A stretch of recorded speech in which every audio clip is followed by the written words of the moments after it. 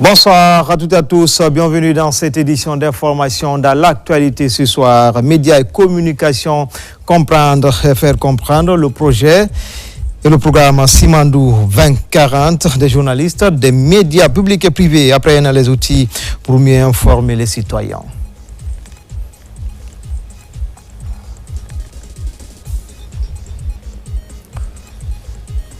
Et puis définir les grandes orientations du développement territorial du pays pour les années à venir. Le ministère de l'Urbanisme, de l'Habitat et de l'Aménagement du territoire et ses partenaires veulent gagner le pari. Enfin, l'année académique touche à sa fin au Prytanée militaire de Guinée. Des prières d'extinction aux élèves les plus méritants et remise de dons pour améliorer les conditions d'études. Voilà pour le sommaire. Encore une fois, bonsoir à tous. Ce vendredi, le palais Mohamed V a accueilli une audience stratégique entre le président Mamadi Doumbouya et l'homme d'affaires nigérien Aliko Dangote, figure emblématique du secteur privé du continent africain. Au-delà de sa portée symbolique, cette rencontre illustre surtout l'intérêt que suscite la Guinée auprès des grands investisseurs avec l'implémentation du programme Simandou 2040. Commentaire Fatoumata Kourouma. Ce vendredi 12 juin 2026, le palais Mohamed V a servi de cadre à une audience d'envergure accordée par le président de la République, son Excellence Mamadi Doumbouya, à une délégation conduite par l'une des figures les plus influentes du secteur privé africain, l'homme d'affaires nigérian Aliko Dangote. Une rencontre hautement symbolique entre deux acteurs qui se connaissent déjà. Déjà présent à Conakry en janvier 2025, le magnat africain avait également échangé avec le chef de l'État à Nairobi en marge de l'Africa Forward Summit. Un échange bref, mais visiblement porteur de perspectives. L'audience de ce jour apparaît ainsi comme la continuité logique d'un dialogue stratégique engagé autour de l'avenir économique du continent africain. Face aux défis de transformation structurelle de l'Afrique, la Guinée entend désormais parler le langage des partenariats utiles, équilibrés et souverains. Une vision constamment défendue par le président Mamadi Doumbouya, panafricaniste assumé, mais ouvert au monde. Un principe simple: la Guinée coopère avec tous ceux qui respectent sa souveraineté, ses intérêts stratégiques et les clauses d'un partenariat équitable. Au cœur des échanges, plusieurs secteurs jugés prioritaires pour la transformation économique du pays. Les hydrocarbures, les services financiers, l'agriculture, l'énergie, les mines, mais surtout l'industrialisation, considéré aujourd'hui comme l'un des leviers majeurs de création de richesses et d'emplois. Des domaines qui s'inscrivent pleinement dans la dynamique de mise en œuvre de Simandou 2040, la vision stratégique portée par le président Mamadi Doumbouya pour bâtir une Guinée plus souveraine, plus productive et davantage compétitive. Une vision désormais entrée dans sa phase d'implémentation. My meeting with His Excellency, Mr. President. Ma rencontre avec le président s'est bien passée. C'était pour parler d'investissement dans plusieurs secteurs, notamment en matière d'énergie, de mines et dans tous les autres secteurs importants pour l'économie. Depuis toujours, le groupe Dangote investit uniquement sur le continent africain. Nous croyons en la Guinée et nous sommes ici pour soutenir le programme du président, voir comment nous pouvons investir dans la Guinée et s'assurer que nous apportons de la richesse et de la prospérité à la Guinée. Invest in Guinea and make sure that we bring in wealth and prosperity to Guinea. Autour de cette audience, la présence de plusieurs ministres et hauts responsables sectoriels traduit d'ailleurs l'importance accordée à cette coopération potentielle. Cette rencontre, qui intervient à la demande de l'entrepreneur africain lui-même, est la preuve supplémentaire que la Guinée intéresse et surtout que la Guinée s'impose progressivement comme une terre d'opportunités économiques sur le continent. Notre frère Aliko Dangote a eu l'honneur d'être reçu par son Excellence le général Mamadi Doumbouya, président de la République, chef de l'État, sur sa demande. Et il est venu d'abord féliciter le chef de l'État pour sa brillante élection et pour les bonnes élections qui sont déroulées en Guinée. Ces élections et tout le processus de la transition ont montré que la Guinée est sur la bonne voie et la Guinée est devenue un pays stable, un pays de sécurité. C'est ce qui l'a poussé à venir proposer des investissements du groupe Dangote en Guinée. Il a été bien reçu par le chef de l'État et le président, dans son panafricanisme, a dit que les portes sont ouvertes entre Africains. Conakry cherche aujourd'hui à transformer ses ressources en puissance économique durable. À travers sa souveraineté affirmée, son attractivité économique et son ambition industrielle.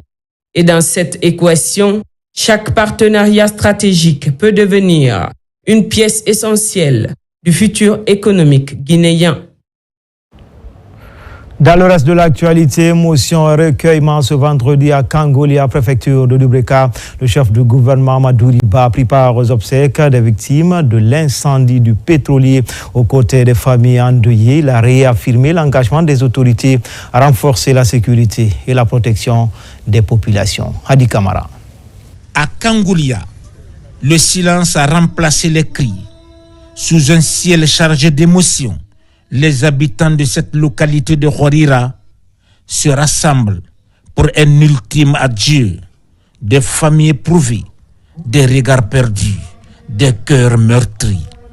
Quelques jours après l'incendie meurtrier d'un pétrolier, l'heure est au recueillement, l'heure de la prière, l'heure de la séparation.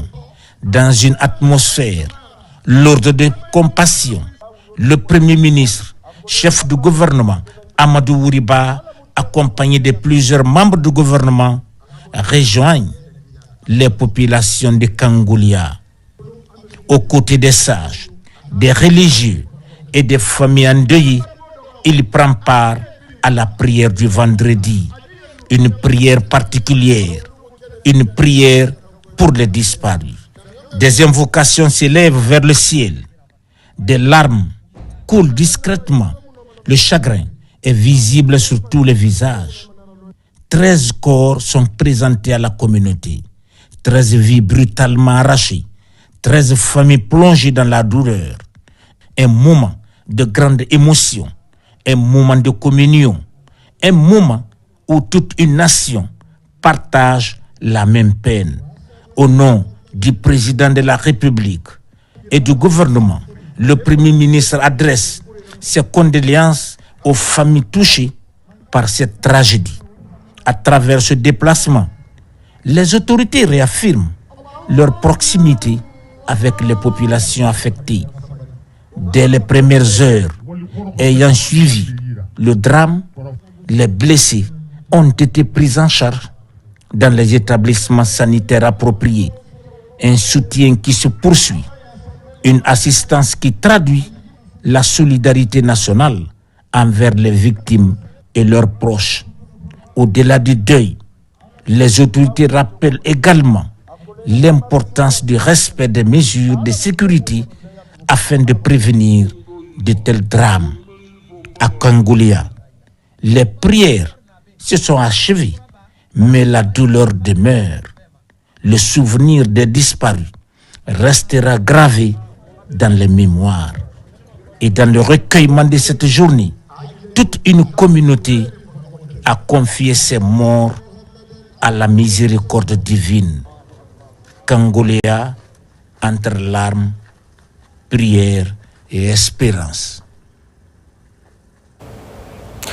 Le ministère de l'économie, des finances et du budget a procédé hier au lancement du système informatique du contrôle financier SICOF, tout comme la vulgarisation du guide du contrôle financier, deux plateformes essentielles destinées à renforcer la transparence, l'efficacité et la traçabilité dans la gestion des finances publiques. Mamadi Gassama, Saoulou Yumbounou.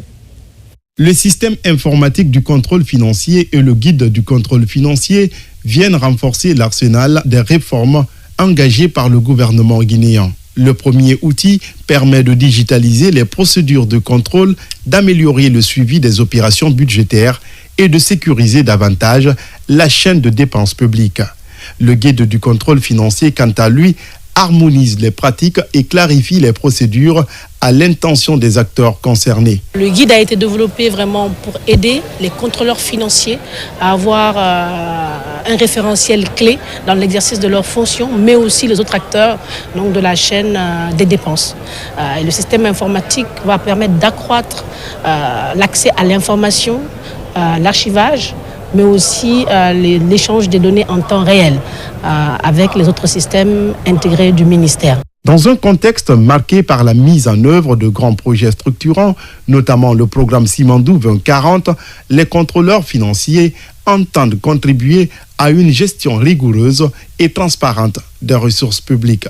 Je voudrais donc inviter l'ensemble des contrôleurs financiers et par la même occasion l'ensemble des acteurs du pool financier de nos administrations à faire de ces nouveaux outils de véritables instruments d'administration, d'amélioration de la qualité de la dépense publique.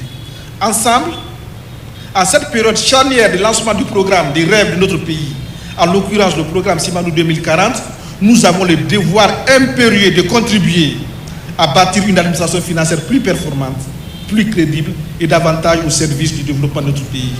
Avec la digitalisation du contrôle financier et la mise à disposition d'un cadre de référence unifié, la Guinée se dote de nouveaux leviers pour renforcer la gouvernance budgétaire. Une avancée qui devrait contribuer à sécuriser les dépenses publiques et à consolider la confiance des partenaires et investisseurs dans un contexte de transformation économique accélérée. Comme annoncé dans les titres médias et communication, comprendre et faire comprendre le programme Simandou 2040, le terme est au cœur d'une session de formation et de renforcement de capacité des médias publics et privés. L'idée de doter les professionnels des médias des outils nécessaires pour mieux informer les citoyens sur ce programme, levier majeur du développement économique et social de la Guinée. C'est le ministre Mourana Souma qui a présidé la cérémonie. Abakar Ami Kamara, Tcherno Younoussaba.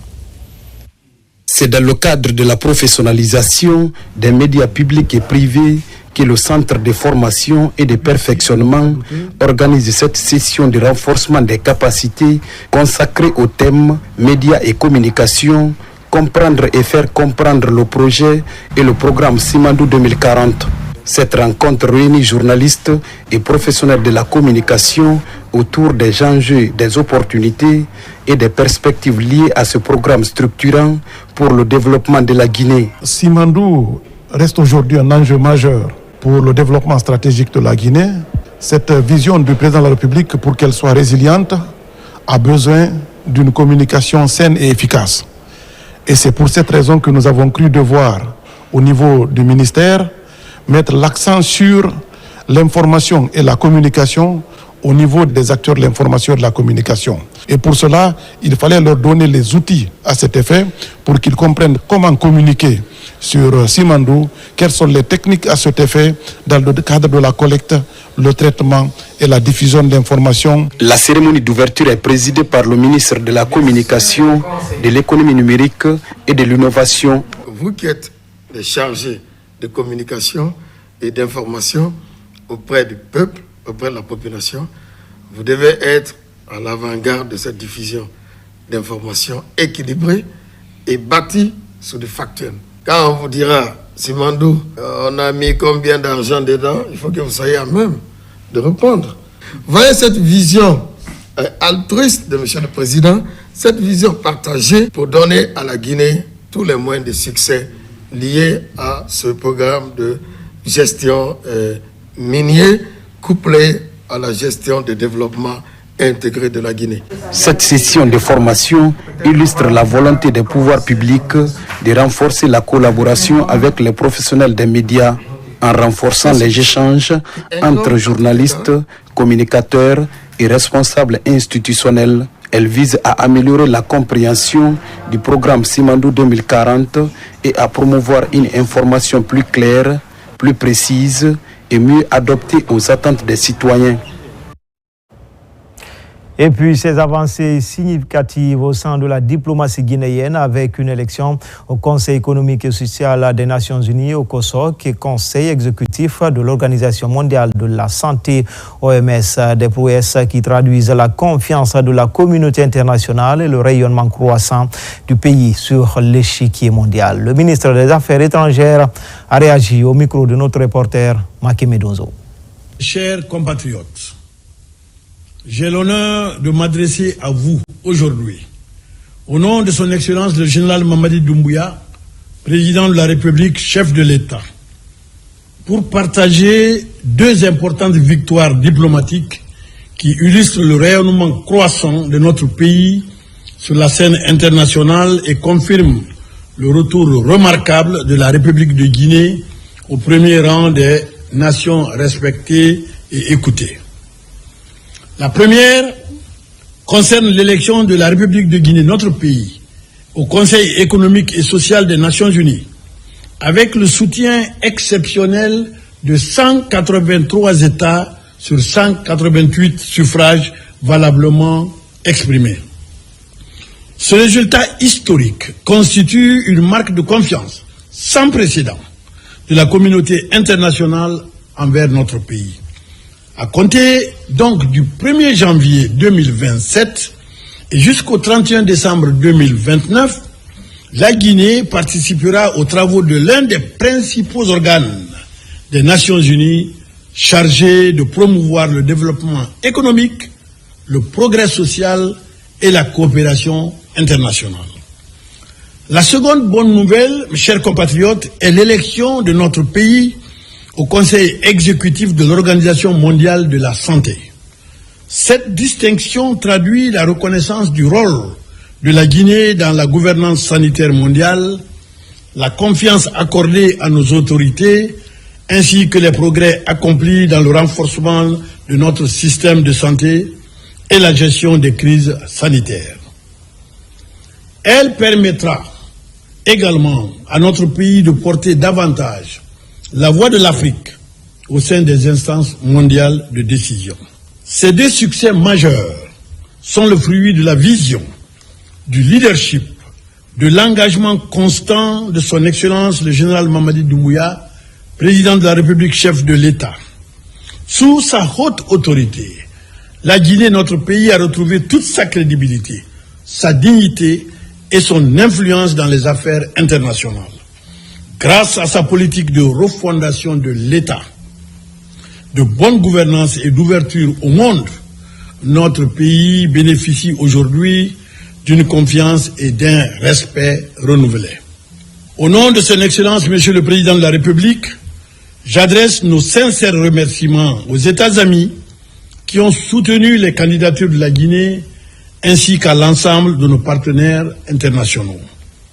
Ces victoires, mes chers compatriotes, nous honorent, mais elles nous engagent également à poursuivre nos efforts au service de la paix, du développement, de la solidarité internationale et du bien-être de nos populations sous le leadership du général Mamadi Doumbouya, président de la République, chef de l'État. Vive la République de Guinée, vive la coopération internationale. Je vous remercie. La Fédération de Russie vient de célébrer sa fête nationale à Conakry ce 11 juin, moment de partage et de convivialité pour réitérer des engagements envers les autorités de Conakry, notamment dans plusieurs domaines comme l'éducation, la sécurité et l'économie. Un rendez-vous annuel qui a connu la présence du patron de la diplomatie guinéenne. Plus de détails avec Ablaye Hassila, Abakar Junior Kamara. La journée de la Russie est célébrée sous le signe de l'unité des peuples. En Guinée, la célébration de cette fête a mobilisé le corps diplomatique, les institutions internationales et membres du gouvernement. Dans son discours de circonstance, le diplomate russe a réitéré l'engagement de son pays à poursuivre la coopération bilatérale avec la Guinée, fondée sur le respect mutuel. Dès l'époque soviétique, nos deux pays ont établi des relations durables d'amitié, de soutien mutuel et de coopération, fondées sur le respect de la souveraineté et la volonté commune de promouvoir un ordre mondial plus juste. Avec l'appui de notre pays, de nombreuses infrastructures essentielles ont été construites en Guinée pour accompagner le développement de jeunes États indépendants. Je suis convaincu qu'il ouvrira de nouvelles perspectives de coopération politique, économique et humanitaire. Les relations d'amitié entre la Guinée et la Russie résistent au temps. Au lendemain de l'indépendance de la Guinée, la Russie a prêté main forte à la Guinée afin de relever son système éducatif, économique et culturel. La Guinée et la Russie sont liés par une histoire forte, une histoire d'amitié, de coopération qui remonte aux premières années de notre indépendance. Aujourd'hui, notre coopération continue de se renforcer grâce à la volonté commune de nos deux dirigeants qui ont la volonté ferme de bâtir un partenariat moderne, pragmatique et mutuellement bénéfique. Nos deux pays partagent également une même vision des relations internationales, fondée sur le respect de la souveraineté des États, la non-ingérence dans les affaires intérieures, l'égalité souveraine des nations et le règlement des différends par les voies pacifiques. Après la dislocation de l'Union des républiques socialistes soviétiques en 1991, la Russie a pris son destin en main. Puissance militaire et économique de l'Europe, ce pays compte coopérer avec la Guinée dans le domaine militaire et surtout économique avec les opportunités offertes par le méga-projet Simandou 2040. En dehors du continent, Genève, en marge de la 114e conférence internationale du travail, les ministres chargés de la protection sociale des États membres de la conférence interafricaine de la prévention sociale ont tenu leur 40e session ordinaire. Au menu des débats, la gouvernance des organisations, des organismes de sécurité sociale, les réformes du secteur et les perspectives de renforcement de la couverture sociale en Afrique. La Guinée est représentée par le ministre Mori Kondé. Mamadi Ternan Kamisoko. C'est désormais un rendez-vous incontournable pour les 18 États membres de la conférence interafricaine de la prévoyance sociale CIPRES. Les ministres en charge de la protection sociale tiennent cette année la 40e session ordinaire de leur conseil. Au cours de cette rencontre, plusieurs dossiers stratégiques ont été examinés, notamment l'adoption des rapports d'activité des états financiers de l'exercice 2025 ainsi que de nouveaux référentiels visant à améliorer la performance, la transparence et la redevabilité des organismes de prévoyance sociale. Plusieurs points étaient inscrits à l'ordre du jour, à savoir la question liée au mandat du président de la commission de surveillance. Et il y a eu une discussion autour de la prorogation du mandat. Finalement, le Conseil a adopté la notification au président sortant de la fin du mandat et la nomination d'un intérimaire par les pays membres de l'Afrique de l'Ouest, parce que c'est un pays membre de l'Afrique de l'Ouest qui assurait l'intérim. Également, l'un des points sur l'ordre du jour, c'était la question liée au cabinet qui assurait le commissariat aux comptes les 2 dernières années. Selon le texte de l'institution, un autre cabinet devait être recruté. Les experts ont présenté au Conseil des ministres les cabinets qui ont fait acte de soumission. Et malheureusement, le cabinet arrivé en première position. Nous avons constaté que ce cabinet a reconstitué pratiquement l'ensemble des acteurs qui ont travaillé pour le cabinet sortant. L'autre fait marquant, c'est quand même l'appréciation que la plupart des institutions de prévoyance sociale des pays membres de la CIPRES ont de nos 2 organismes de protection sociale en Guinée, à savoir la Caisse nationale de sécurité sociale et la CNPS. Devant ses homologues, le ministre guinéen de l'Emploi et de la Protection sociale a présenté les progrès réalisés par la Guinée dans le domaine de la protection sociale sous le leadership du président de la République. Mori Kondé a notamment mis en avant le projet d'extension de la couverture sanitaire universelle par la CNSS et la CNPS. Le chef de la délégation guinéenne a également annoncé l'organisation en octobre prochain à Conakry d'un séminaire consacré au partage d'expériences et de bonnes pratiques en matière d'extension de la couverture sociale.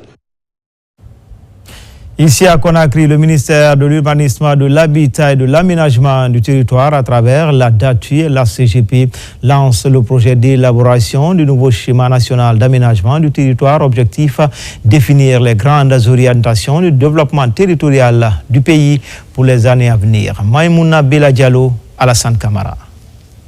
L'aménagement du territoire guinéen fait peau neuve. 35 ans après le dernier schéma, le ministère de l'Urbanisme et de l'Aménagement du Territoire, à travers la DATU, en collaboration avec l'ACGP, lance un nouveau cadre stratégique. L'objectif est clair, harmoniser la croissance démographique, les projets miniers et les défis climatiques au sein d'une vision nationale cohérente et structurée. Qui parle du schéma national d'aménagement du territoire parle d'un outil de planification qui permet d'organiser l'occupation spatiale. Aujourd'hui, à travers ce schéma qui va être mis en place, ça permettra de donner une orientation stratégique à tous les projets relevant du programme Simandou et tant d'autres. Notre ambition n'est pas de reproduire un modèle étranger, mais de construire un modèle guinéen inspiré des meilleures références internationales adaptées à nos réalités. Le SNAT constituera ainsi la boussole stratégique qui orientera les investissements publics et privés de demain, afin que chaque région puisse pleinement contribuer à la croissance nationale et bénéficier de ses retombées. Cette démarche se veut participative. Pour le ministre Sissavané, la priorité absolue est d'associer étroitement les collectivités à cette vision. Il y a une nécessité, voire même une urgence, de relever le défi, réactualiser le chemin pour un changement qualitatif de l'urbanisme. Depuis l'adoption du précédent schéma en 1991, la Guinée a profondément évolué. L'accélération de l'urbanisation, l'émergence de grands projets, la nouvelle dynamique démographique, les défis environnementaux ainsi que les exigences de résilience imposent désormais une approche renouvelée de l'organisation de notre espace national.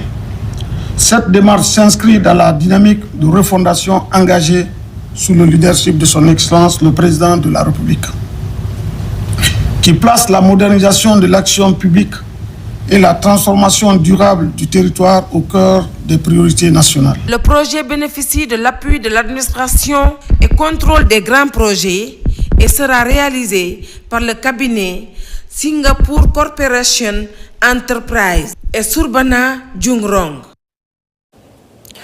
Le Centre d'innovation et de recherche pour le développement, CIRD, depuis 2025, conduit une étude anthropologique dans le cadre de l'accompagnement, la mobilité, l'insertion et la sensibilisation des migrants. Une enquête menée sur l'ensemble du territoire national.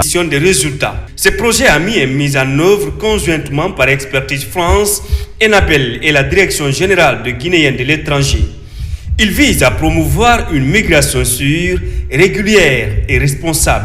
L'objectif de cette étude était de comprendre les imaginaires, les rêves qui sont autour de la migration. Parce qu'il est important aujourd'hui de rappeler que ce n'est pas parce que les gens sont forcément pauvres qu'ils partent. Il y a beaucoup de moyens mis à disposition de ceux qui partent, donc forcément ils ne sont pas pauvres pour partir. On a rencontré les migrants de retour, on a rencontré les parents de migrants, les autorités locales, les élèves qui sont des candidats potentiels à la migration.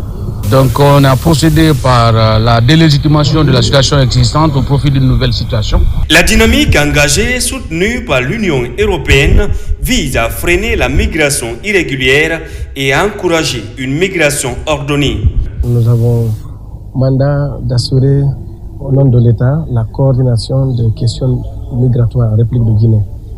Donc c'est dans ce cadre-là que nous avons été conviés à prendre part à cette restitution importante axée sur l'étude liée à l'immigration clandestine. Expertise France, déjà pour situer, Expertise France met en œuvre un projet qui s'appelle AMIS, donc accompagnement, mobilité, insertion et sensibilisation, qui est financé par l'Union européenne et le ministère des Affaires étrangères français, et qui a pour vocation à la fois de renforcer les capacités de la Direction générale des Guinéens de l'étranger au sein du ministère des Affaires étrangères, mais également d'accompagner au retour, accompagner également à la prévention à la migration irrégulière. À travers ce travail, le CIRD et ses partenaires internationaux, notamment Expertise France et Enabel, entendent produire des données fiables issues du terrain.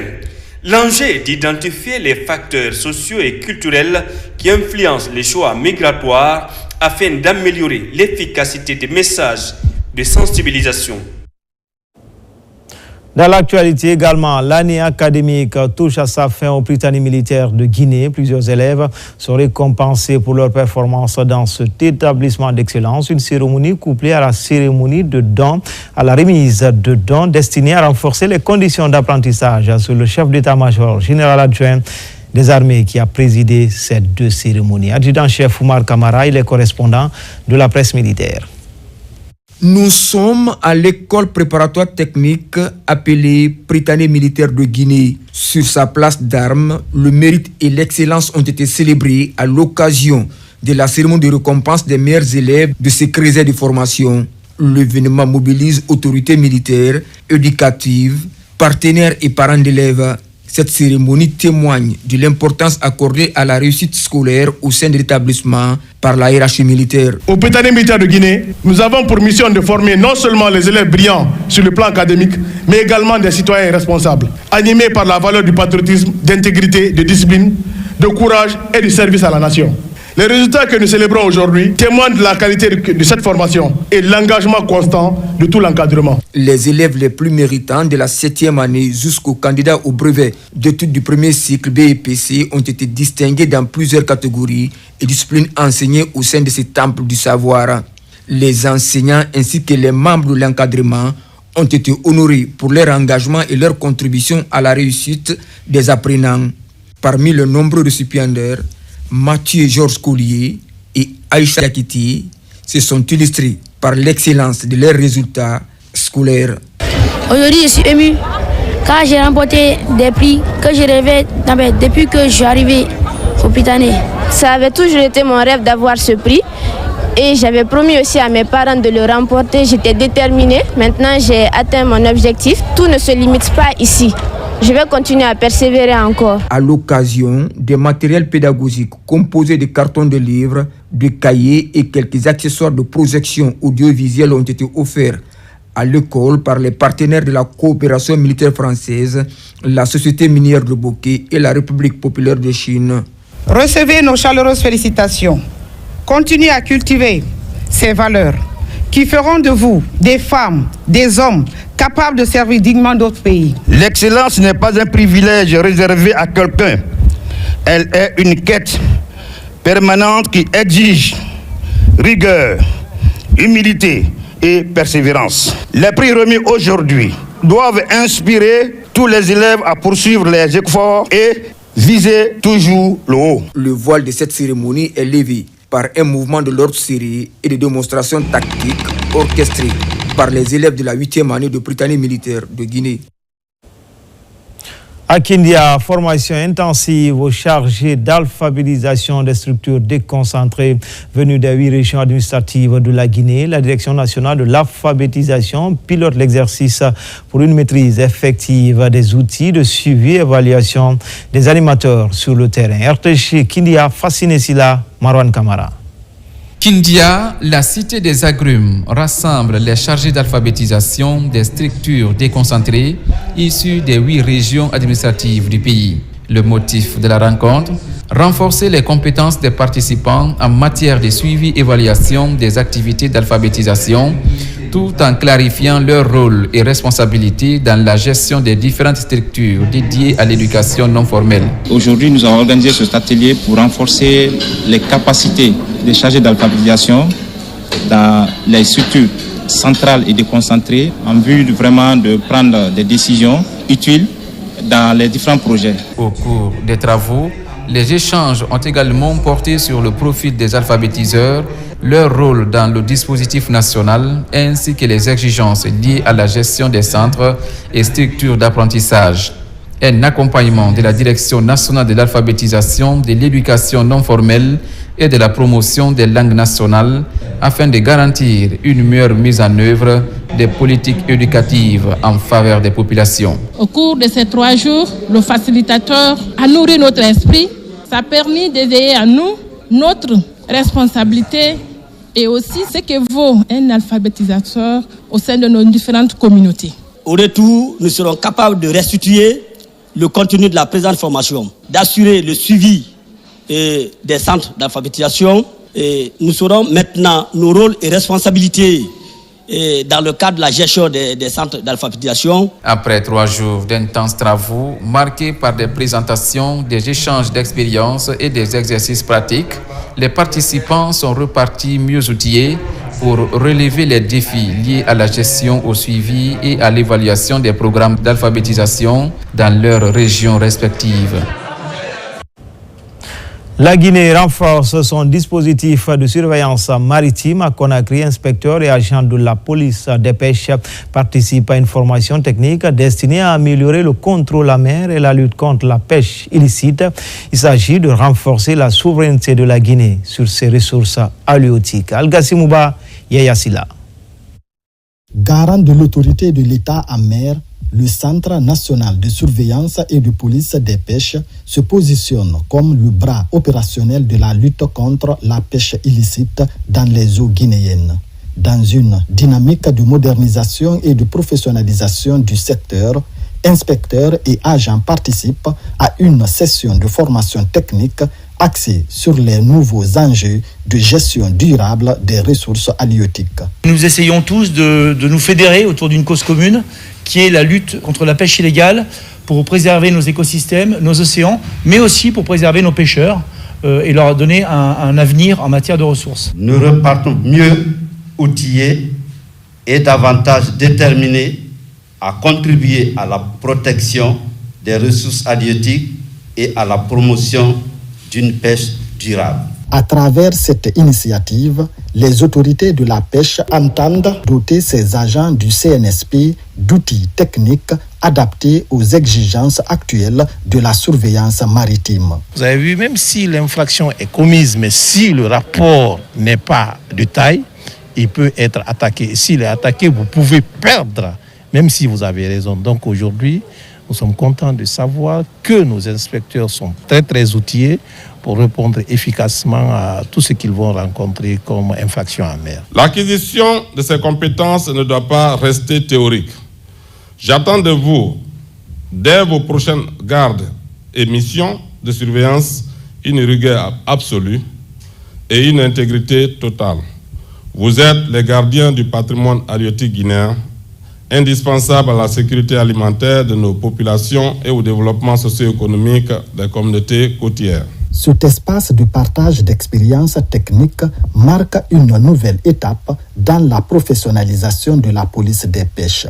La rencontre traduit la volonté du ministère de la Pêche et de l'Économie maritime de créer les conditions d'un contrôle plus rigoureux en mer tout en assurant une exploitation durable des ressources halieutiques au bénéfice des générations futures.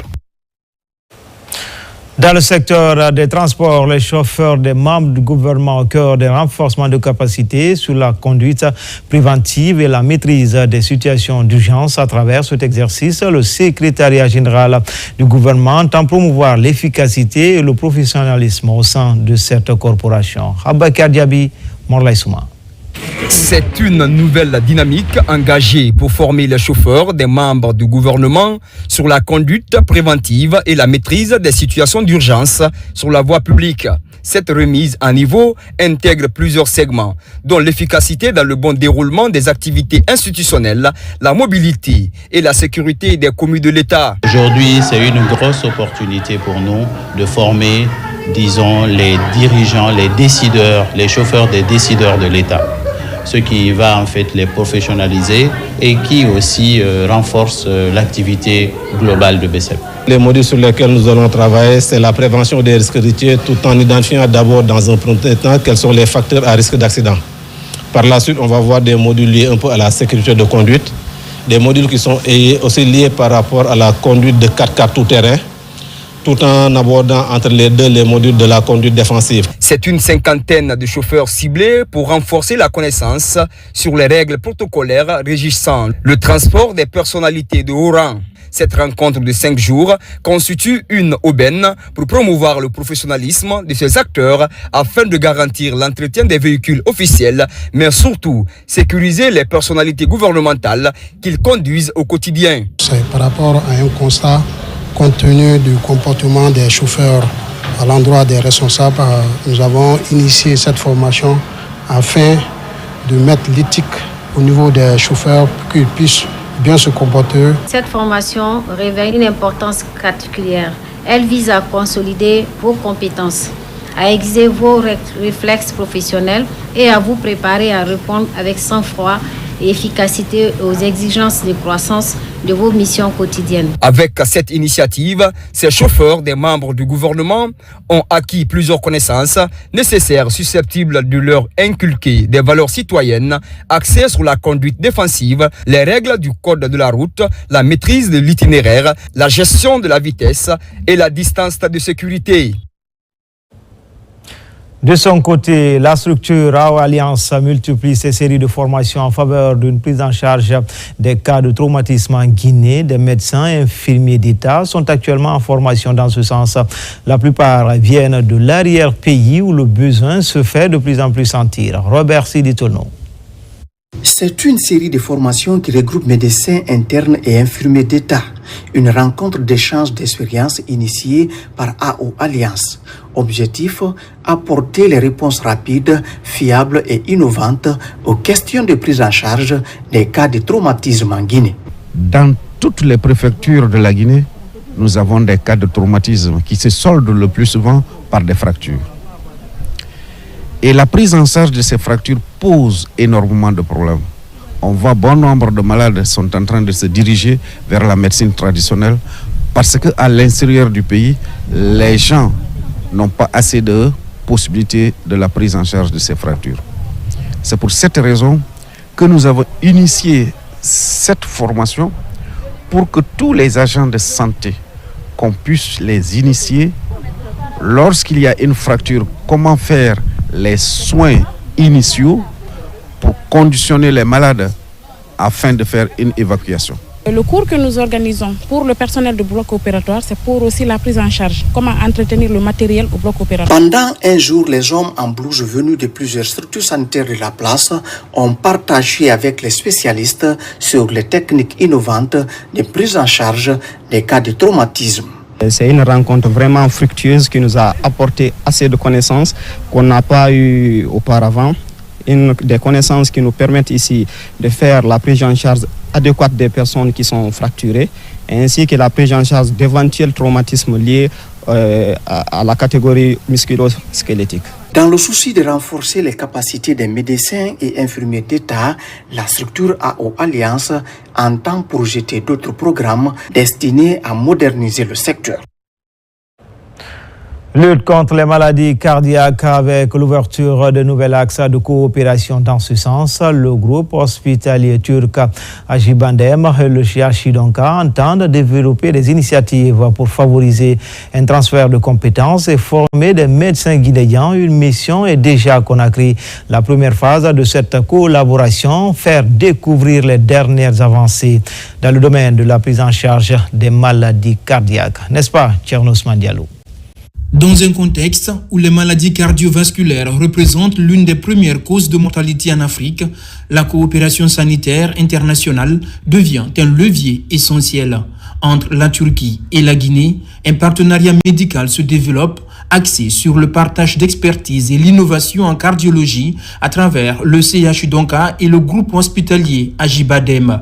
Un partage avec les médecins guinéens sur les technologies de pointe pour améliorer leurs pratiques. J'ai eu un bon moment d'échange avec le service de cardiologie. Nous allons faire les transferts de compétences dans le domaine technologique et de la formation.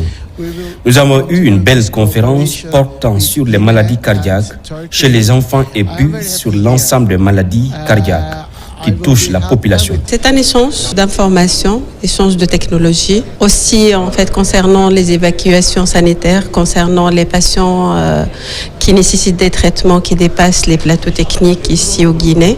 C'est pas seulement pour l'évacuation, mais aussi pour améliorer les plateaux techniques ici, pour que ces patients à long terme soient traités ici localement au Guinée.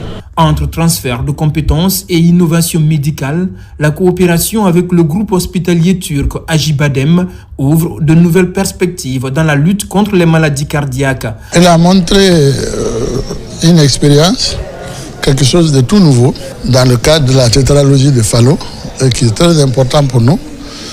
parce que nous aussi on veut aller jusque-là. Ils arrivent à conserver la valve pulmonaire et puis ils mettent un patch, un autogreffe à partir du péricarde même du cœur du patient. Au-delà de la formation, cette coopération favorise également l'accès des patients guinéens à des soins spécialisés et renforce l'approche du CHU Donka dans son ouverture aux grands groupes hospitaliers à travers le monde. La planification familiale gagne du terrain en Guinée avec un taux de prévalence contraceptive passé de 13% en 2022 et 16% en 2024. Les autorités sanitaires entendent accélérer la dynamique. À Mamou, les opérations ont été déjà lancées dans la région avec à la clé plus de 20 000 femmes âgées de 15 à 49 ans comme cible prioritaire. Mohamed Chérif Kamara, Al-Sedi Bari. L'accès à la planification familiale et à la contraception sont des maillons essentiels dans la santé sexuelle et reproductive, car ils pourraient réduire la pauvreté et éviter 32% de cas de décès maternels et près de 10% des décès d'enfants. C'est dans cette optique que le ministère de la Santé et ses partenaires organisent une semaine nationale d'offres gratuites de services de planification familiale. Notre appui s'inscrit dans une approche de droits humains et de responsabilité partagée, car nous savons que chaque grossesse non désirée est évitée, chaque vie préservée et chaque jeune fille maintenue à l'école sont des progrès pour notre société. La présente campagne vise à atteindre 20 622 femmes et jeunes filles en âge de procréer dans la région de Mamou. À Mamou, l'événement a mobilisé l'ensemble des acteurs impliqués dans cette opération. Plus de 20 000 femmes âgées de 15 à 49 ans seront touchées lors de cette campagne et 2 000 agents de santé et relais communautaires mobilisés. Ouvrir les dialogues et montrer que la planification familiale n'est qu'une contrainte, mais une opportunité. Une opportunité pour les jeunes filles de poursuivre leurs études, pour les femmes de protéger leur santé, pour la famille de mieux préparer leur avenir. Cette campagne revêt une importance capitale. Elle vise à sensibiliser, informer et orienter les populations, tout en facilitant l'accès aux services de planification familiale dans les formations sanitaires et au sein des communautés. Ces différentes activités vont contribuer à améliorer l'accès des femmes à l'information et aux services de planification familiale moderne afin d'augmenter la prévalence contraceptive. En ligne de mire, sensibiliser et informer plus de 30 000 personnes sur les avantages de la planification familiale et les différentes méthodes contraceptives disponibles en Guinée. Même engouement du côté de Farana, les services de soins gratuits sont offerts pour améliorer la santé reproductive et promouvoir le bien-être de la couche féminine. Le lancement de la campagne régionale a connu une forte mobilisation des femmes de Sankara. Ibrahima Oulem Foufana. À Farana, la santé reproductive est au cœur des préoccupations. Ici, au quartier Aviation, les autorités administratives et sanitaires ont officiellement lancé la campagne nationale de planification familiale, une initiative qui vise à rapprocher davantage les services de santé reproductive des populations et à promouvoir le bien-être des familles. Faites librement le choix entre monsieur et madame. Cette année, nous voulons un enfant, vous le faites. Et là, vous pouvez vous occuper d'eux. Ils vont étudier pour le bonheur de la Guinée. La Guinée a besoin du capital humain. Le capital humain, c'est quoi? C'est des hommes compétents qui ont étudié, c'est la relève qui vont faire le développement de ce pays-là. Cette campagne constitue une opportunité majeure pour améliorer l'accès des populations aux méthodes modernes de contraception et réduire les risques liés aux grossesses précoces ou non désirées. Il y a la clinique mobile qui est prévue, qui va passer d'aire de santé en aire de santé pour planifier et sensibiliser également nos sœurs, nos femmes, nos braves dames. Et toutes les dispositions sont prises également dans les 20 centres de santé pour faciliter cette campagne de planification qui ne durera que 4 jours. Et les cibles, ce sont nos jeunes filles, nos femmes en âge de procréer. Les hommes seront planifiés, bien sûr, avec des préservatifs. Si vous venez édifier nos fils et nous-mêmes sur la portée de cette campagne de planification, nous sommes très réconfortés. Vraiment, vos hommes ont bien expliqué et nous allons l'appliquer. Les leaders communautaires se sont engagés devant partenaires techniques et financiers à accompagner les équipes sanitaires dans les activités de sensibilisation. Enfin, page noire, décédé le 5 juin dernier des suites de maladie. Notre collègue Jean-François Bamou a regagné sa dernière demeure à Karba, préfecture de Koya. Technicien de son à la radio nationale, parents et amis et collègues lui ont rendu un dernier hommage. Le film de la cérémonie funéraire avec Tcherno Maroufba, Mohamed Kabassila. Des larmes se mêlent aux prières dans la concession familiale de Karba. Parents, amis et proches se rassemblent pour accompagner Jean-François Bamou vers sa dernière demeure. Pour sa famille, c'est la disparition d'un homme attentionné, attaché aux valeurs de solidarité et de respect. Dans mes mains qu'il a étudié. Bon, j'ai été déflaté de la fonction publique, c'est pour il est venu à Kipé, pour étudier à Kipé. Donc, il a commencé à travailler à Conakry longtemps. Après, il m'a donné les informations qu'il travaille maintenant à la RTG. C'est un sentiment de regret parce qu'il était l'unique garçon de son père. Donc c'est lui qui avait la concession en main. C'est sur lui qu'on comptait. Au-delà du cercle familial, la disparition de Jean-François Bamou suscite également une vive émotion au sein de la grande famille des médias publics. Pendant plusieurs années, il a servi à la radio nationale où son professionnalisme et sa disponibilité ont marqué ses collaborateurs. En tant que journaliste qui a travaillé avec lui plusieurs années, j'ai gardé l'image d'un homme simple qui avait envie d'avancer.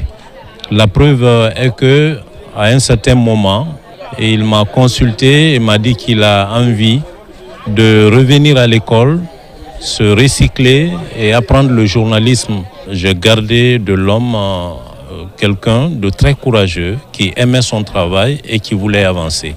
À travers ces témoignages se dessine le portrait d'un homme apprécié tant pour ses qualités humaines que pour son engagement professionnel.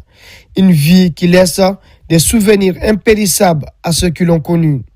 Après les prières et les bénédictions d'usage, Jean-François Bamou a été inhumé à Karba dans la commune de Koya. Il repose désormais en paix, laissant derrière lui une famille éprouvée et des collègues reconnaissants de son parcours. Repose en paix, chers confrères. C'était tout pour ce soir. Grand était le plaisir pour moi de vous servir. Toutes ces informations sont à retrouver sur le www.rtgguinée.info. À bientôt pour d'autres actualités sur la Guinée, terre de richesse et d'opportunités. Inch'Allah.